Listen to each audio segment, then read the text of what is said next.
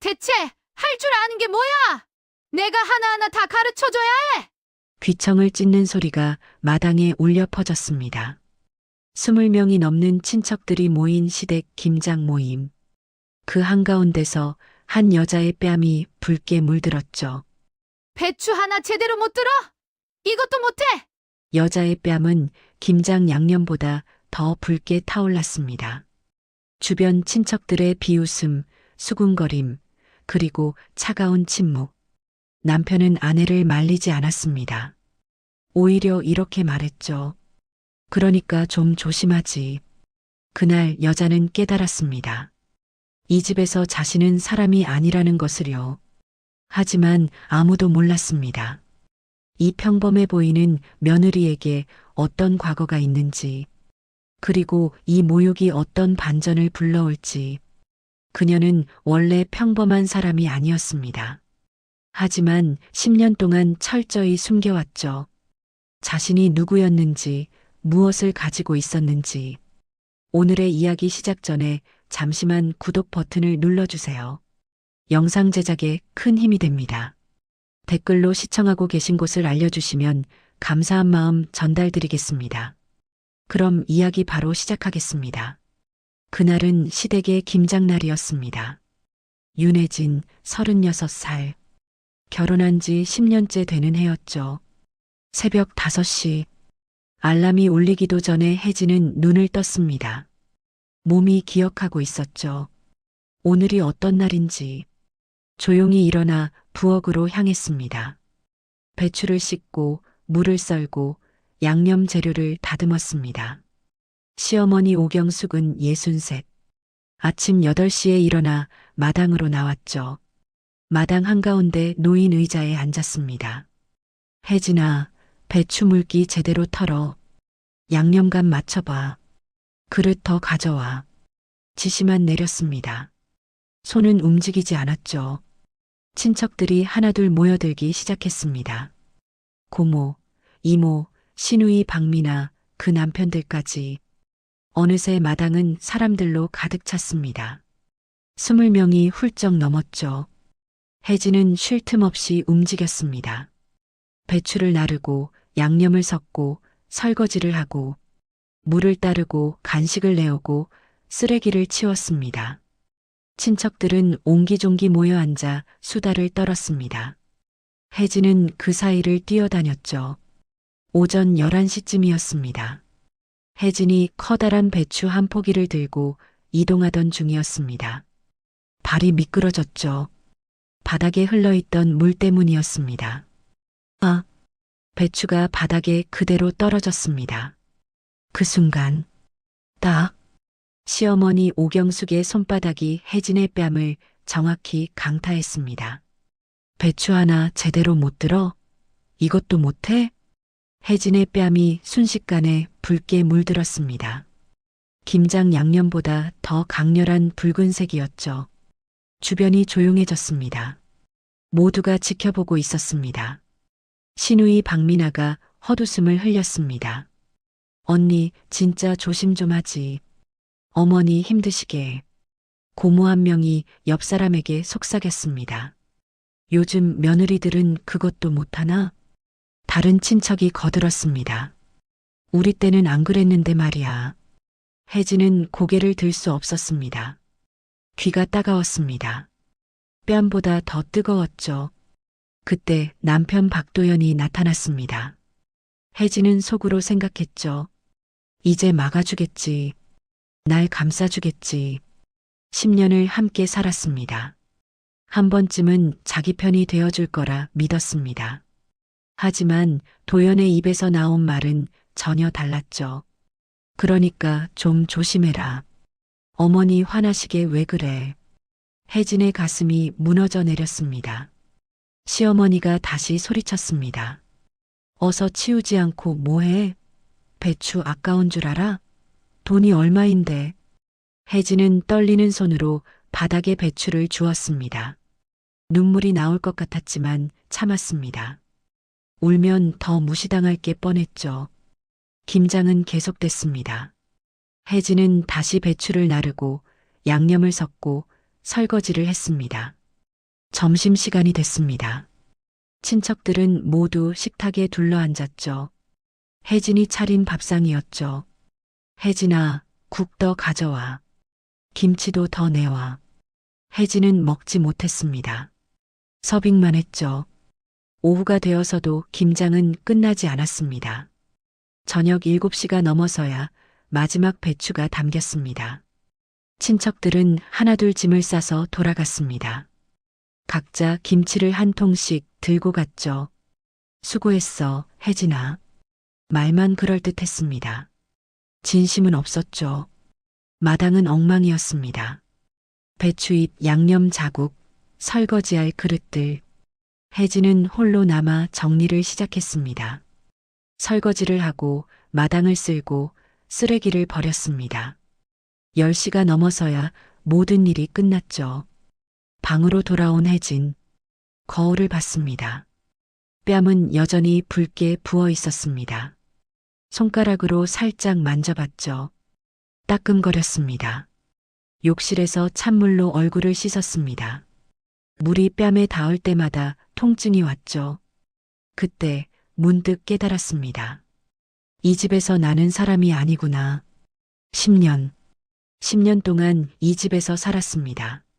매일 아침 5시에 일어나 밥을 짓고 시어머니 수발을 들고 집안일을 도맡아 하고 시누이 일까지 거들어주고 하지만 단 한 번도 사람 취급을 받아본 적이 없었죠.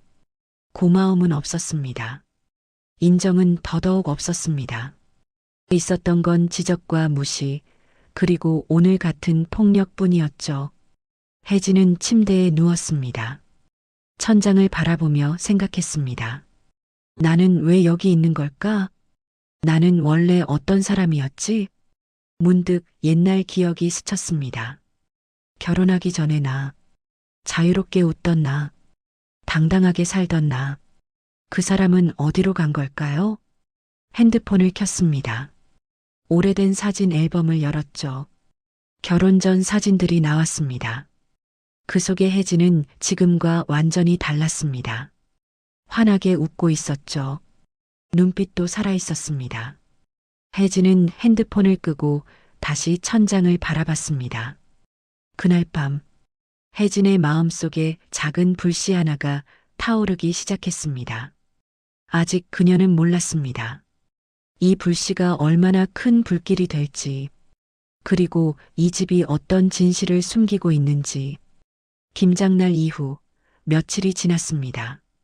혜진은 시댁 거실 소파에 앉아 멍하니 창밖을 바라봤습니다. 햇살이 따스했지만 혜진의 마음은 차가웠죠. 문득 생각했습니다. 나는 원래 어떤 사람이었지? 기억을 더듬어 올라갔습니다. 10년 전으로, 아니 그보다 더 오래전으로. 혜진은 원래 도시계획 자문 전문가였습니다. 대학에서 도시공학을 전공했죠. 졸업 후 유명 도시계획 연구소에 취직했습니다. 재개발 프로젝트, 도시 설계, 교통체계 분석. 혜진의 손을 거쳐 간 프로젝트만 수십 개였습니다. 동료들은 혜진을 인정했습니다. 혜진 씨 분석 자료는 항상 정확해요. 발표 자료 정리도 제일 깔끔하고요. 상사도 칭찬했습니다. 윤대리, 이번 프로젝트도 수고했어. 자네 덕분에 계약 따냈어. 혜진은 당당했습니다. 자신의 능력을 알고 있었죠. 일에 자부심도 있었습니다. 무엇보다 경제적으로 안정적이었습니다. 아버지가 남겨준 유산이 있었죠. 동탄에 있는 상가 건물 한 채, 6층짜리 건물이었습니다. 1층부터 5층까지는 상가, 6층은 작은 사무실 공간. 월세가 꼬박꼬박 들어왔습니다. 한 달에 500만 원 정도였죠. 거기다 아버지가 남겨둔 예금도 있었습니다. 적지 않은 금액이었습니다. 혜진은 건물 관리를 직접 했습니다. 계약서를 검토하고 세입자와 소통하고 수리가 필요하면 직접 챙겼죠. 일도 잘하고 재산도 있고 능력도 있는 여자. 그게 바로 결혼 전 윤혜진이었습니다.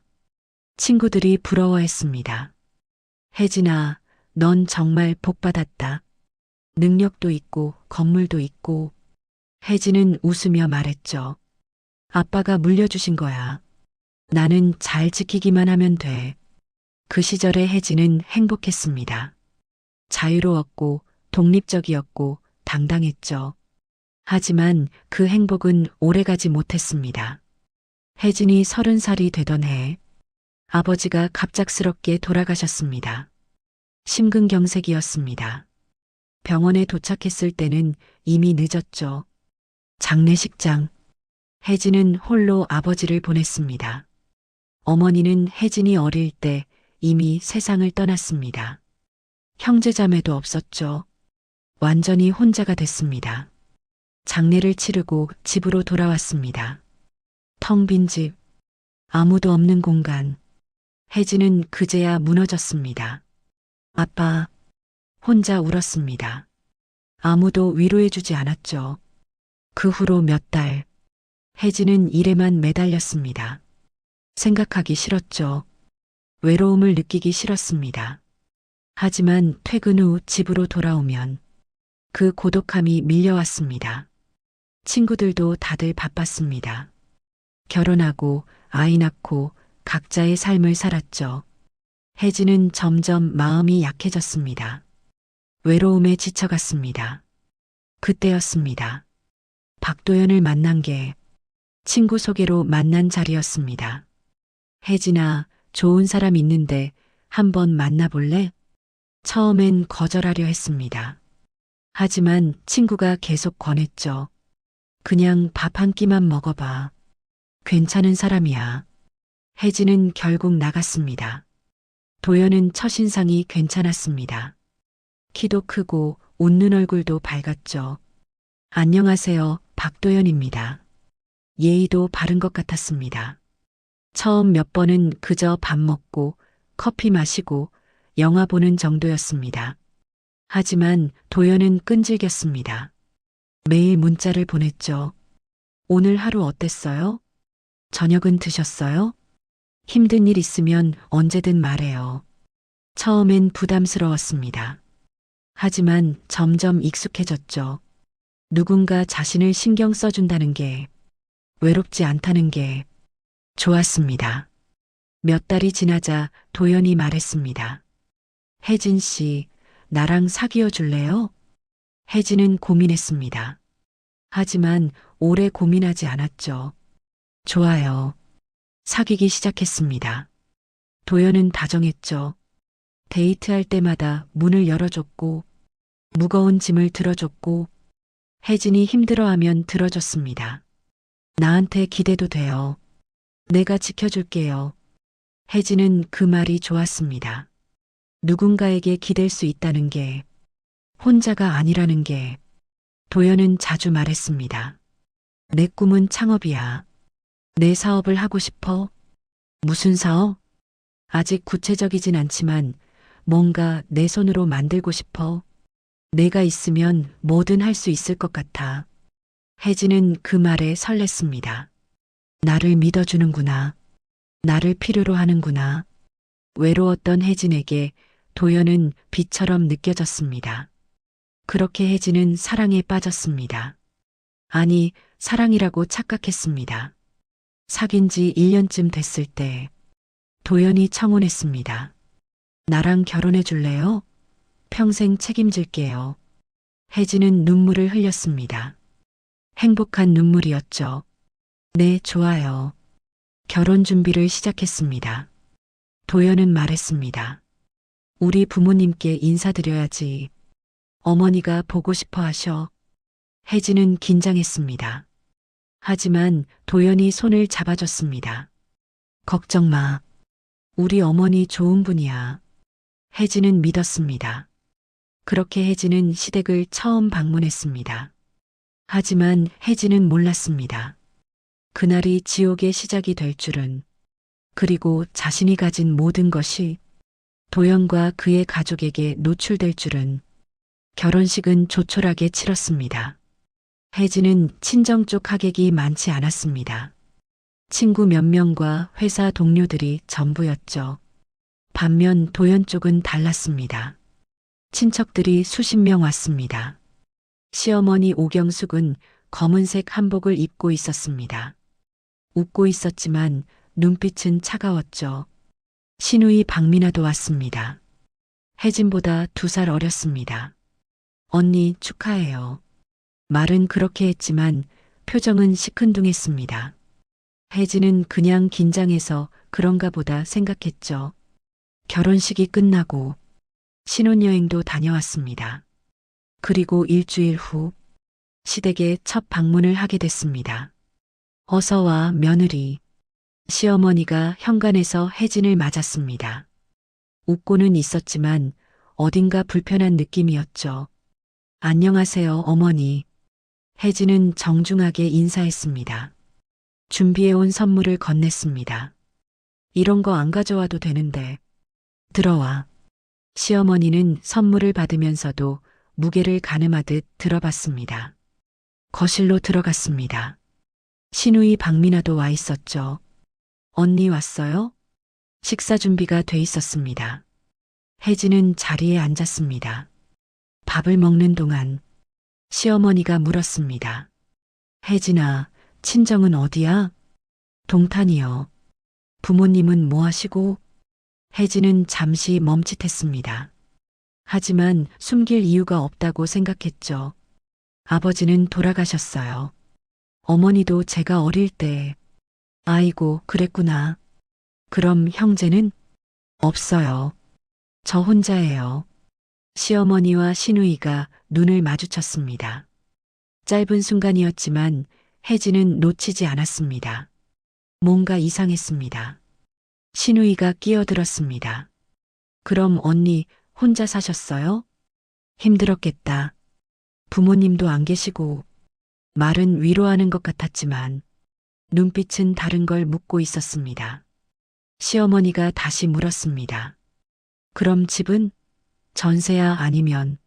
아버지가 남겨주신 집에서 살았어요. 아, 그래. 어디야? 동탄이요. 아파트? 아니요, 상가 건물이에요. 그 순간 시어머니의 눈빛이 변했습니다. 상가 건물? 그럼 임대를 주는 거야? 혜진은 순진하게 대답했습니다. 네, 1층부터 5층까지 상가로 임대 주고 있어요. 시누이가 몸을 앞으로 기울였습니다. 와, 대박. 그럼 월세 많이 나오겠네요? 한 500 정도요? 500? 500만 원? 네. 순간 공기가 멈췄습니다. 시어머니와 시누이가 다시 눈을 마주쳤습니다. 이번엔 확실했습니다. 뭔가 계산하고 있었죠. 시어머니가 환하게 웃었습니다. 아이고, 우리 며느리 복 많네. 아버지가 잘 남겨주셨구나. 감사하죠. 아버지 덕분에 편하게 살 수 있어요. 시누이도 웃었습니다. 언니 진짜 대단하다. 건물까지 있고. 혜진은 그냥 칭찬인 줄 알았습니다. 기분이 좋았죠. 시댁 식구들이 날 인정해 주는구나. 하지만 혜진은 몰랐습니다. 그 순간 시어머니와 시누이의 머릿속에서 무언가가 돌아가고 있다는 걸. 식사가 끝나고 혜진은 설거지를 하겠다고 나섰습니다. 괜찮아, 며느리. 쉬어. 시어머니가 말렸습니다. 하지만 혜진은 부엌으로 갔습니다. 설거지를 하는 동안 거실에서 시어머니와 시누이의 목소리가 들렸습니다. 어머니, 건물주래요. 월세가 500이래요. 그러게. 1년이면 6천, 10년이면. 게다가 건물값도 있을 거 아니에요. 당연하지. 동탄이면 비쌀 텐데. 오빠 진짜 잘 만났네요. 그러니까. 우리 도연이 복 터졌어. 혜진은 설거지하던 손을 멈췄습니다. 뭔가 이상했습니다.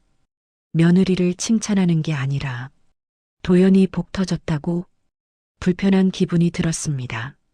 하지만 곧 고개를 저었습니다. 그냥 기쁜 거겠지. 내가 예민한 거야. 설거지를 끝내고 거실로 돌아왔습니다. 시어머니가 혜진을 보며 말했습니다. 혜진아, 앞으로 우리 식구야. 편하게 지내자. 네, 어머니. 그리고 건물 관리 힘들면 언제든 말해. 도와줄 테니까. 아, 괜찮아요. 제가 하던 거라. 아니야, 여자 혼자 하기 힘들어. 남자들이 해야 할 일도 있고. 도연이 끼어들었습니다. 그래, 나도 도와줄게. 건물 일 있으면 말해. 혜진은 고마웠습니다. 고마워요, 다들. 하지만 혜진은 몰랐습니다. 그게 시작이라는 걸. 그날 밤, 집으로 돌아오는 차 안에서 도연이 말했습니다. 어머니가 너 마음에 들어 하시는 것 같아. 그래요? 응. 보통 관심 없으신 분인데 너한테는 챙겨주시네. 혜진은 웃었습니다. 다행이다. 하지만 마음 한구석이 불편했습니다. 건물 얘기만 하지 않았어도 그런 생각이 스쳤습니다. 하지만 곧 지웠습니다.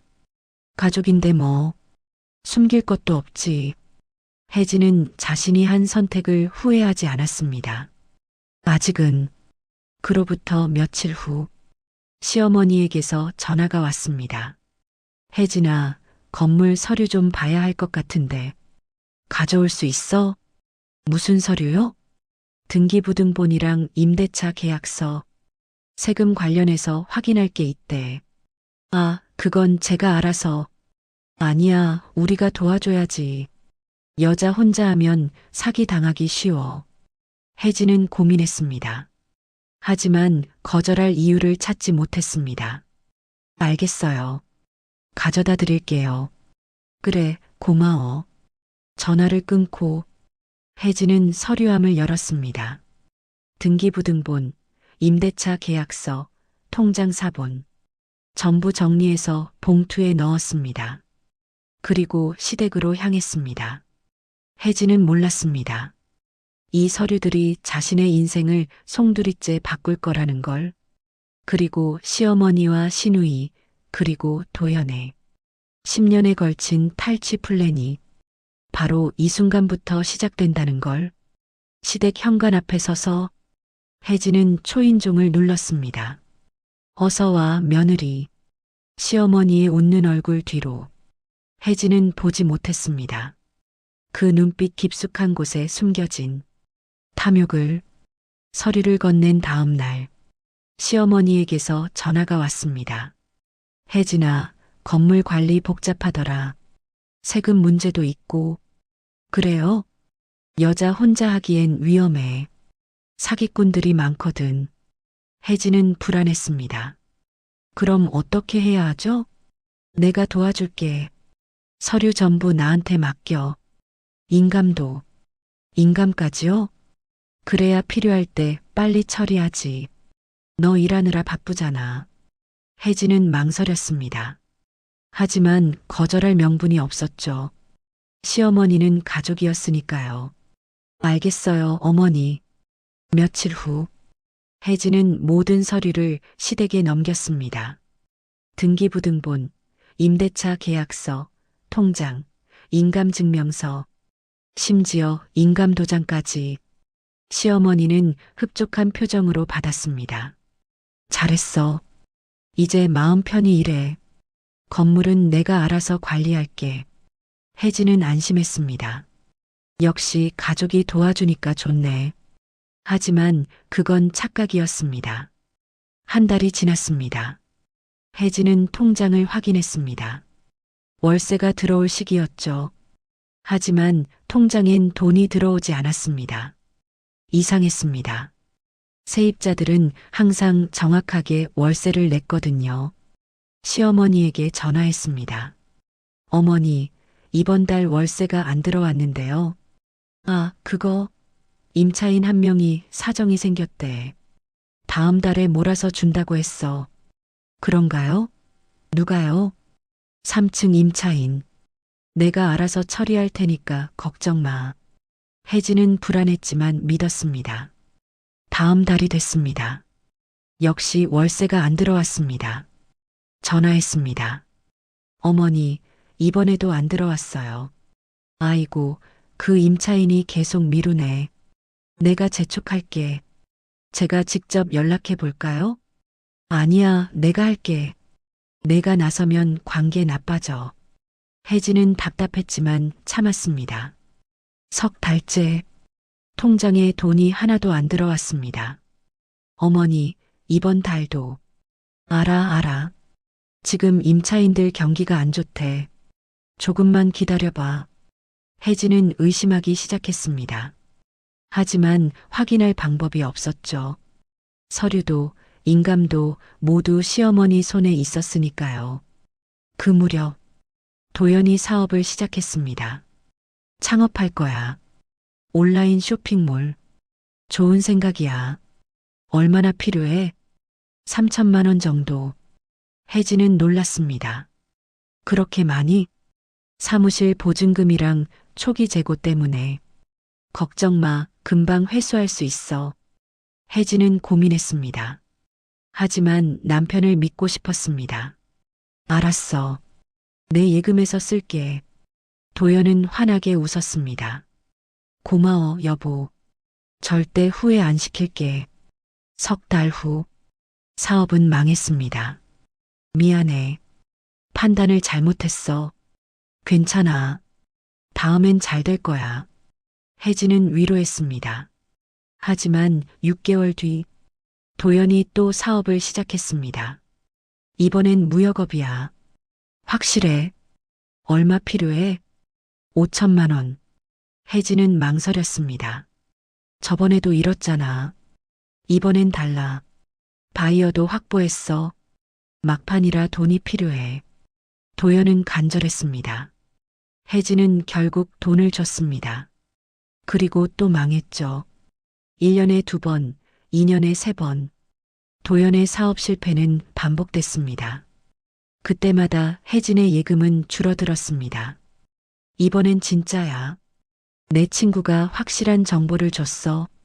여보, 돈이 얼마 안 남았어. 조금만 더 믿어줘. 이번만 성공하면 다 갚을게. 혜진은 지쳐갔습니다.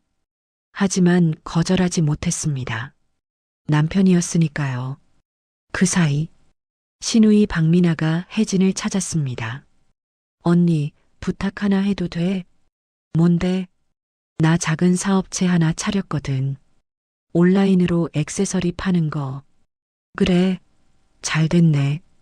그런데 일손이 부족해서 언니가 좀 도와줄 수 있어? 내가? 응. 포장이랑 배송 준비. 어렵지 않아. 혜진은 난감했습니다. 자기 일도 바쁜데. 미나야, 나도 직장 다니잖아. 주말에만 와줘. 제발. 미나는 애원했습니다. 혜진은 거절하지 못했습니다. 알았어. 주말에 갈게. 그렇게 혜진은 주말마다 시누이 사업체에 나갔습니다. 포장을 했습니다. 배송 준비를 했습니다. 창고 정리를 했습니다. 아침 9시부터 저녁 8시까지 쉬는 시간도 없었습니다. 언니 고마워. 너 덕분에 돌아가. 미나는 고마워했습니다. 하지만 돈은 주지 않았습니다. 언니, 지금 수익이 없어서 나중에 벌면 줄게. 혜진은 기다렸습니다. 하지만 돈은 나오지 않았습니다. 한 달, 2달, 6개월. 혜진은 무급으로 일했습니다. 그뿐만이 아니었습니다. 시댁 집안일도 혜진 몫이 됐습니다. 혜진아, 이번 주말에 와서 대청소 좀 도와줘. 혜진아, 김치 담그는데 와. 혜진아, 명절 준비해야 하니까 하루 전에 와. 혜진은 매번 갔습니다. 거절하지 못했죠. 시댁에 가면 쉬는 시간이 없었습니다. 청소하고 설거지하고 빨래하고 요리하고 시어머니는 지시만 했습니다. 거기 먼지 닦아. 화장실도 닦고 베란다도 정리해. 시누이는 소파에 앉아 핸드폰만 봤습니다. 언니가 하는 게 더 깔끔해. 도연은 없었습니다. 친구들 만나러 나갔죠. 혜진은 홀로 모든 일을 했습니다. 2년이 지나고 3년이 지나고 5년이 지났습니다. 혜진의 예금은 바닥났습니다. 월세는 들어오지 않았습니다. 무급 노동은 계속됐죠. 혜진은 지쳐갔습니다. 거울을 볼 때마다 낯선 얼굴이 보였습니다. 생기 없고 어두운 얼굴. 예전에 당당하고 자신감 넘치던 혜진은 사라졌습니다. 주변 사람들이 물었습니다. 혜진 씨, 요즘 안 좋아 보여요. 무슨 일 있어요? 아니에요, 괜찮아요. 거짓말이었습니다. 괜찮지 않았습니다. 하지만 말할 수 없었습니다. 가족 일이었으니까요. 10년째 되는 해, 혜진은 깨달았습니다. 나는 이용당하고 있구나. 월세는 분명 들어오고 있을 텐데, 시어머니가 가로채고 있다는 걸, 도연의 사업 실패는 계획적이었다는 걸, 돈만 빼돌리려는 거였다는 걸, 신우이의 무급 노동, 시댁 집안일, 모두 의도된 거였다는 걸. 하지만 이미 늦었습니다. 재산은 빨려나갔고, 노동력은 뜯겼고, 자존감은 바닥까지 떨어졌습니다. 혜진은 생각했습니다. 나는 이 집에서 사람이 아니구나. 그냥 돈 나오는 기계일 뿐이구나. 그날, 김장날이었습니다. 혜진은 마당에서 배추를 나르다가 뺨을 맞았습니다. 그리고 그날 밤, 혜진은 결심했습니다. 이제 그만이다. 증거를 찾아야 한다. 김장날 밤, 10시가 넘어서야 모든 일이 끝났습니다. 혜진은 부엌에서 마지막 설거지를 하고 있었습니다. 손이 시렸습니다. 찬물에 오래 담가 있었으니까요. 뺨은 여전히 얼얼했습니다. 시어머니가 때린 자국이 아직도 남아 있었죠. 물 한 잔만 마시고 가야지. 혜진은 선반 위에 있는 컵을 꺼내려고 손을 뻗었습니다. 그때였습니다. 컵 뒤에 있던 봉투 하나가 바닥으로 떨어졌습니다. 혜진은 허리를 굽혀 봉투를 주었습니다. 봉투가 열려 있었습니다. 안에 서류가 보였죠. 무심코 꺼내봤습니다. 그리고 얼어붙었습니다. 담보대출 계약서. 혜진의 눈이 서류에 고정됐습니다. 담보물 동탄 상가 건물. 채무자 윤혜진. 대출 금액 2억 원. 심장이 멈춘 것 같았습니다. 이게 뭐지? 손이 떨렸습니다. 혜진은 대출을 받은 적이 없었습니다. 단 한 번도. 서류를 더 확인했습니다. 계약 날짜는 3년 전. 서명란에는 윤혜진이라는 이름이 적혀 있었습니다. 하지만 그건 혜진의 필체가 아니었습니다. 이게 내 서명이 아닌데. 머리가 하얘졌습니다. 누가 내 이름으로 대출을 받았다는 건가? 혜진은 서류를 다시 봉투에 넣었습니다. 손이 덜덜 떨렸죠. 정신을 차리려 했습니다. 침착해. 일단 확인해 봐야 해. 하지만 어떻게? 시어머니가 모든 서류를 가지고 있었습니다. 인감도 통장도. 혜진은 무릎에 힘이 풀렸습니다. 주저앉을 뻔했죠. 내 이름으로 2억을 빌렸다고? 분노가 치솟았습니다. 동시에 두려움도 밀려왔습니다. 누가? 왜? 답은 뻔했습니다. 시어머니, 아니면 도연. 혜진은 서류를 다시 선반에 올려놓았습니다. 원래 있던 자리에. 들키면 안 돼. 일단은. 부엌을 나와 방으로 향했습니다. 발걸음이 무겁게 느껴졌습니다. 방문을 열었습니다. 도연은 침대에 누워 핸드폰을 보고 있었습니다. 다 끝났어? 응. 혜진은 대답했지만 목소리가 떨렸습니다. 도연은 눈치채지 못했습니다. 핸드폰만 보고 있었죠. 혜진은 욕실로 들어갔습니다. 세면대에 손을 짚고 거울을 봤습니다. 창백한 얼굴, 붉게 부은 뺨, 흔들리는 눈빛. 진정해. 일단 진정하고 생각하자. 찬물로 얼굴을 씻었습니다. 물이 뺨에 닿을 때마다 따끔거렸죠. 욕실을 나왔습니다. 도연은 여전히 핸드폰을 보고 있었습니다. 웃고 있었습니다. 누구랑 문자하나? 혜진은 침대 반대편에 앉았습니다. 여보, 응? 건물 관련해서 대출 받은 적 있어? 도연의 손이 잠깐 멈췄습니다. 대출? 왜? 아니, 그냥. 혹시 해서. 없어. 왜 갑자기 그래? 도연은 자연스럽게 거짓말했습니다. 혜진은 확신했습니다. 알고 있구나. 이 사람도. 아니야, 그냥 궁금해서. 그래. 자, 나 피곤해. 도연은 핸드폰을 내려놓고 불을 껐습니다. 혜진은 천장을 바라봤습니다. 잠이 오지 않았습니다. 머릿속이 복잡했습니다. 2억이나 되는 돈을 내 이름으로 빌렸다고? 분노와 배신감이 뒤섞였습니다. 새벽 2시, 도연의 규칙적인 숨소리가 들렸습니다. 깊이 잠든 것 같았습니다. 혜진은 조용히 일어났습니다. 도연의 핸드폰이 침대 옆 탁자에 있었습니다. 봐야 해. 손을 뻗었습니다. 핸드폰을 집었죠. 화면을 켰습니다. 비밀번호. 혜진은 알고 있었습니다. 도연의 생일이었죠. 숫자를 눌렀습니다. 잠금이 풀렸습니다. 문자 앱을 열었습니다. 대화 목록이 나타났습니다. 그리고 혜진의 눈이 한 이름에 고정됐습니다. 혜진. 혜진은 숨이 막혔습니다. 혜진? 자기 이름이었습니다. 하지만 하트 표시가 붙어 있었죠. 손가락이 떨렸지만 대화를 열었습니다. 최근 문자. 오빠, 오늘도 고마웠어요. 사랑해요.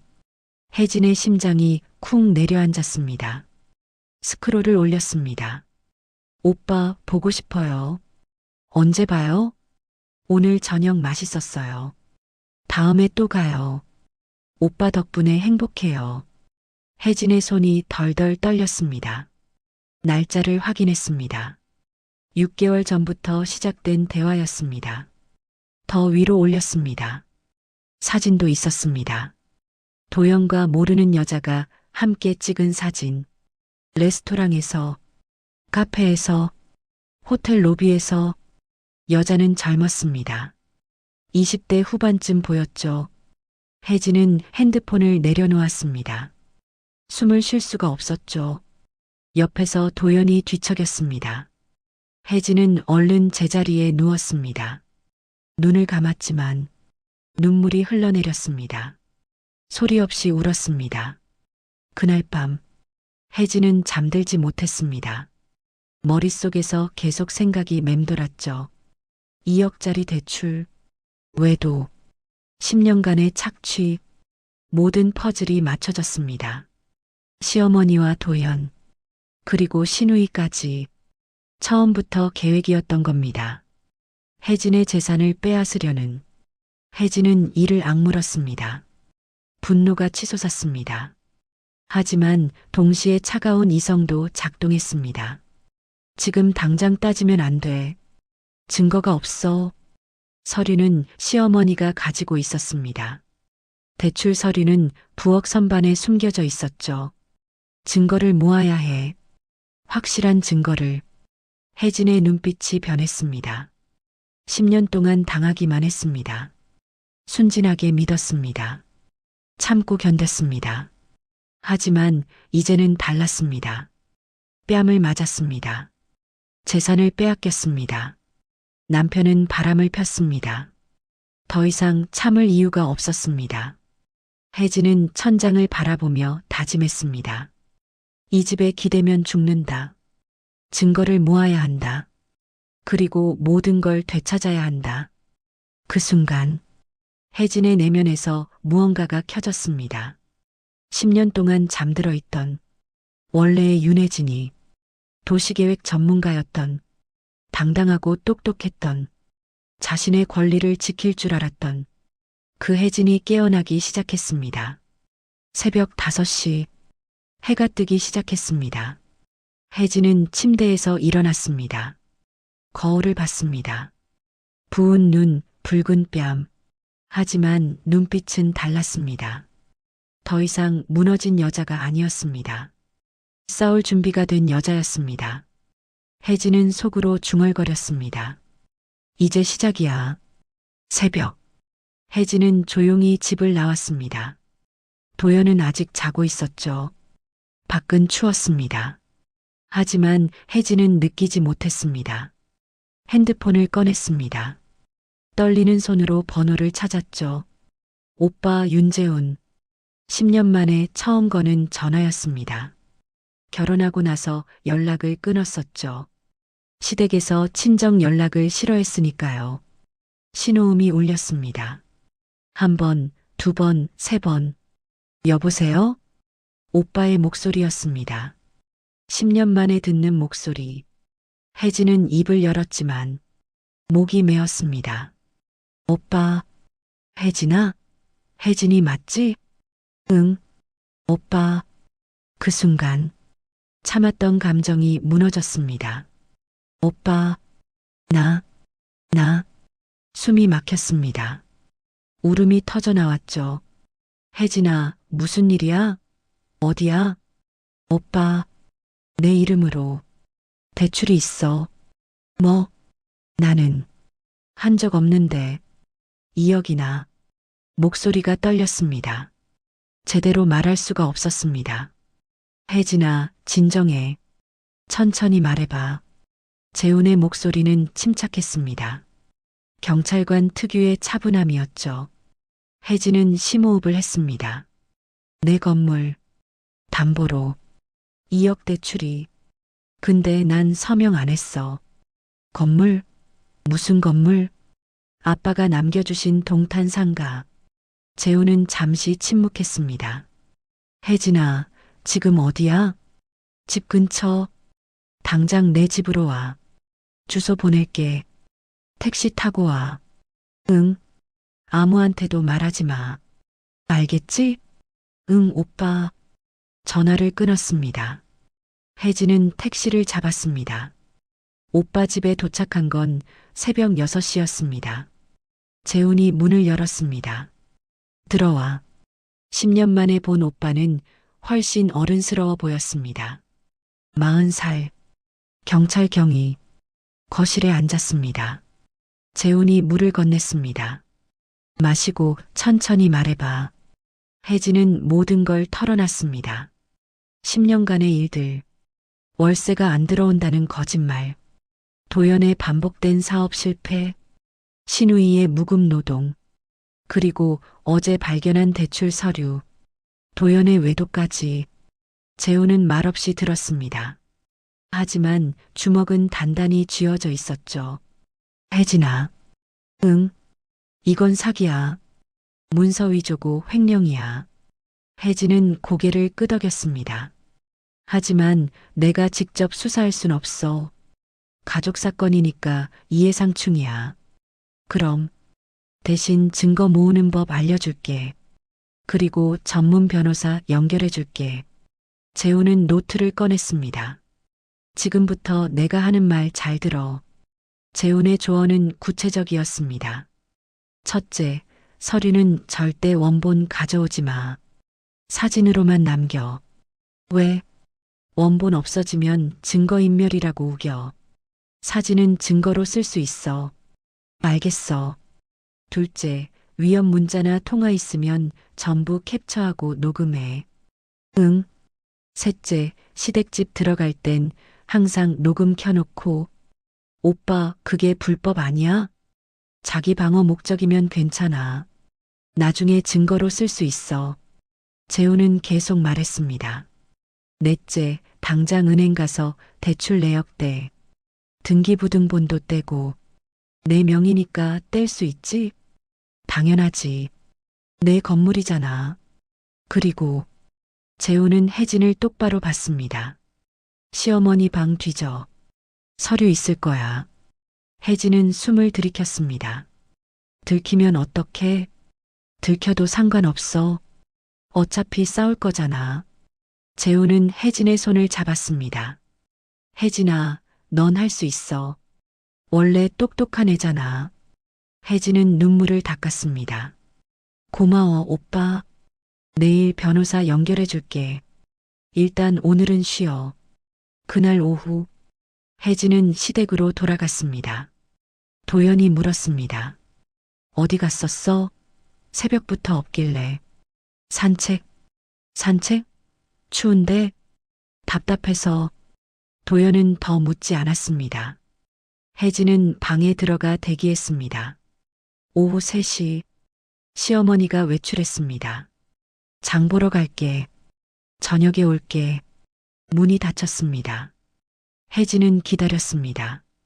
10분, 20분. 확실히 나간 걸 확인하고 시어머니 방으로 향했습니다. 핸드폰 녹음을 켰습니다. 문을 열었습니다. 방은 깔끔했습니다. 하지만 혜진은 알고 있었습니다. 숨겨둔 게 있다는 걸. 옷장부터 뒤졌습니다. 옷들을 조심스럽게 치웠습니다. 아래쪽 서랍, 잠겨 있었습니다. 혜진은 머리핀을 꺼냈습니다. 어릴 적 오빠에게 배운 방법이었죠. 찰칵, 잠금이 풀렸습니다. 서랍을 열었습니다. 그리고 봤습니다. 서류 뭉치, 손이 떨렸지만 꺼냈습니다. 첫 번째 서류, 건물명의 이전 신청서, 소유자 오경숙. 혜진은 숨이 막혔습니다. 두 번째 서류, 근저당 설정 계약서, 담보 동탄상가, 채권자 시중은행. 세 번째, 혜진 인감도장 스캔본. 네 번째, 생명보험 증권, 피보험자 윤혜진, 수익자 오경숙. 다섯 번째, 대출 계약서, 서명란의 윤혜진은 명백한 위조였습니다.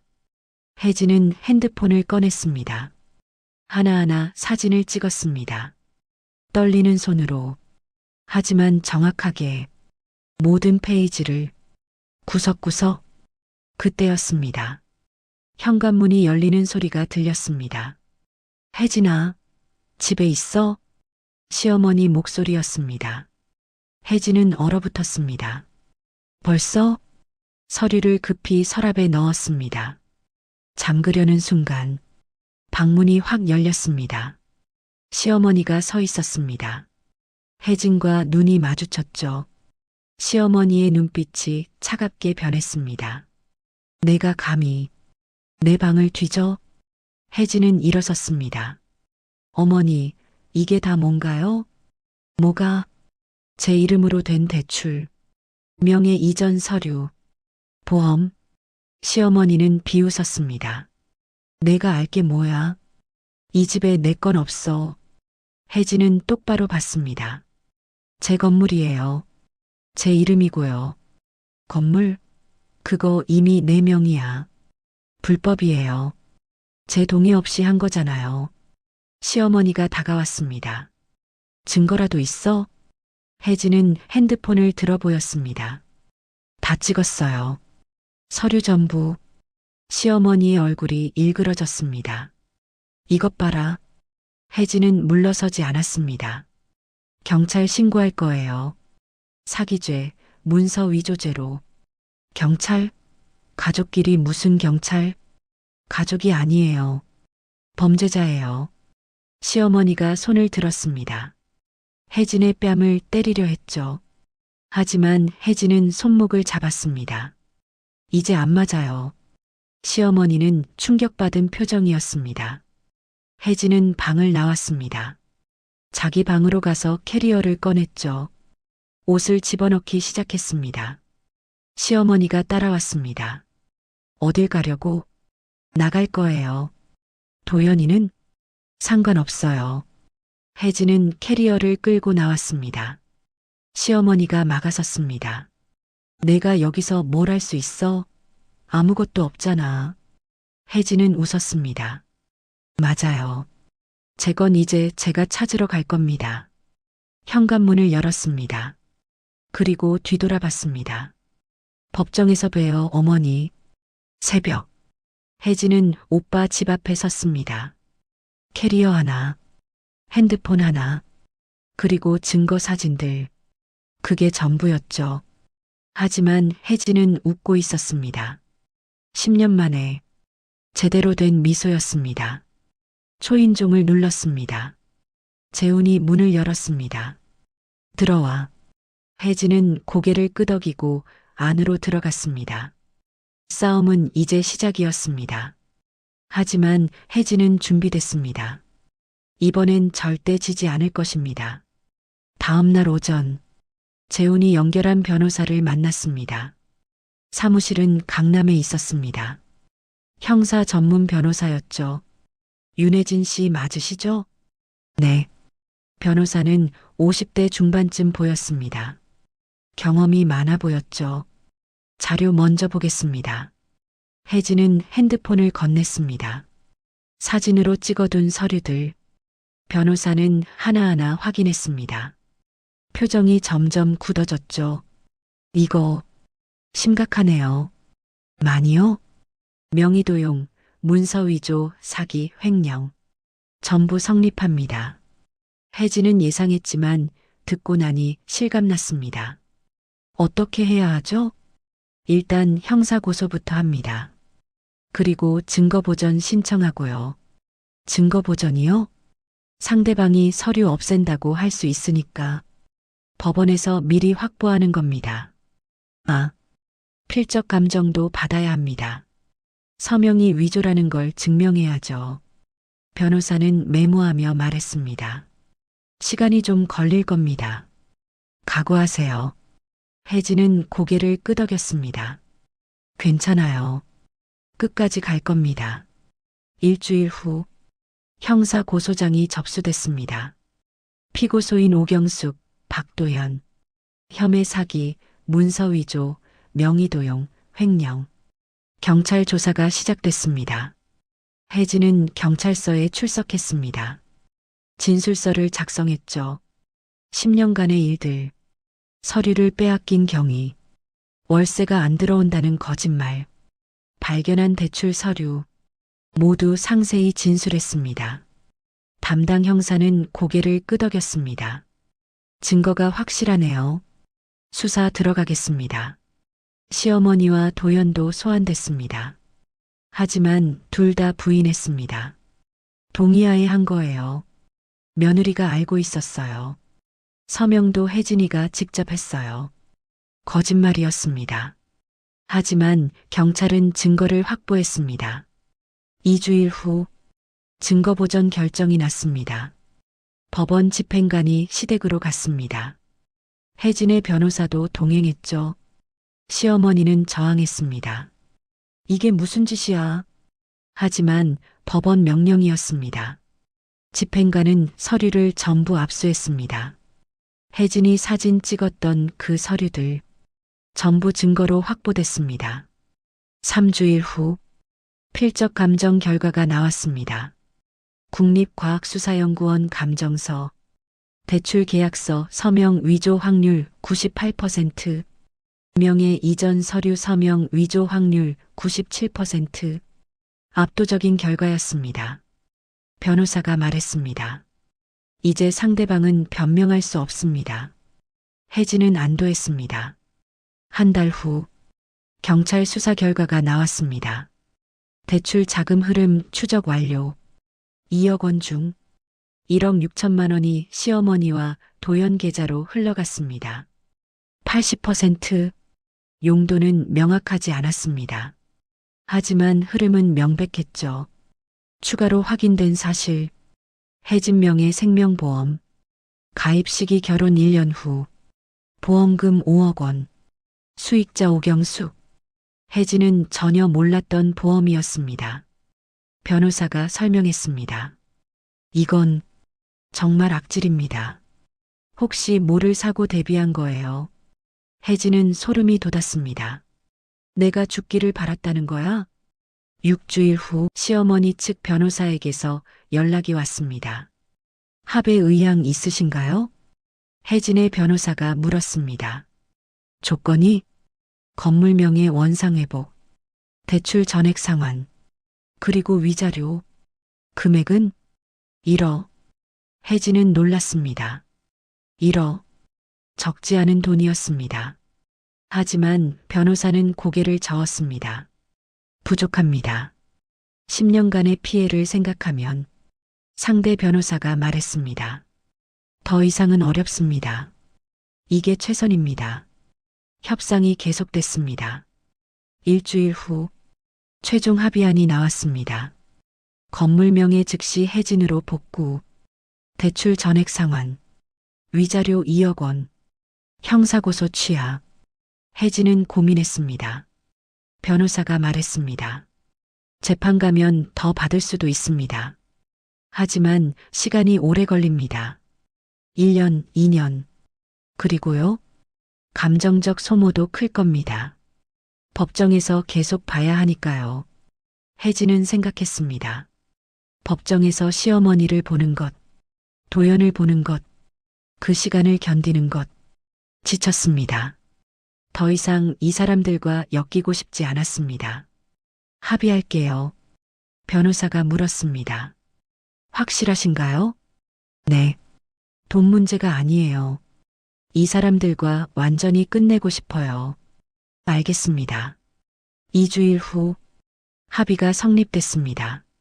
등기소, 건물 명의가 다시 윤혜진으로 바뀌었습니다. 혜진은 등기부등본을 받아들었습니다. 소유자 윤혜진, 10년 만에 되찾은 이름이었습니다. 눈물이 났습니다. 대출도 정리됐습니다. 시어머니 측에서 전액 상환했죠. 위자료 2억 원도 혜진 계좌로 입금됐습니다. 그리고 마지막, 이혼, 법원, 혜진과 도연이 마주 앉았습니다. 도연은 고개를 숙이고 있었습니다. 판사가 물었습니다. 이혼에 합의하십니까? 네, 네. 둘 다 대답했습니다. 재산 분할은 포기합니다. 도연이 말했습니다. 혜진은 아무 말하지 않았습니다. 판사가 서류를 확인했습니다. 이혼을 인정합니다. 도장이 찍혔습니다. 10년의 결혼이 끝났습니다. 법원을 나왔습니다. 도연이 뒤따라왔습니다. 혜진아. 혜진은 돌아보지 않았습니다. 미안해. 정말 미안해. 혜진은 멈춰 섰습니다. 돌아봤습니다. 도연은 울고 있었습니다.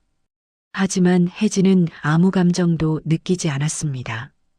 미안하다는 말로 되는 건 아니에요. 알아. 10년이에요. 10년. 혜진의 목소리는 차갑게 식어 있었습니다. 제 인생 10년을 빼앗아 갔어요. 당신과 당신 가족이. 혜진아, 다신 연락하지 마세요. 저도 안 할 거예요. 혜진은 돌아서서 걸었습니다. 뒤돌아보지 않았습니다. 택시를 탔습니다. 기사가 물었습니다. 어디 가세요? 혜진은 잠시 생각했습니다. 그리고 대답했습니다. 동탄이요. 제 건물로요. 네. 차가 출발했습니다. 혜진은 창밖을 봤습니다. 가을 하늘이 맑았습니다. 10년 만에 보는 자유로운 하늘이었습니다. 핸드폰을 꺼냈습니다. 오빠에게 문자를 보냈습니다. 오빠, 다 끝났어. 이겼어. 곧 답장이 왔습니다.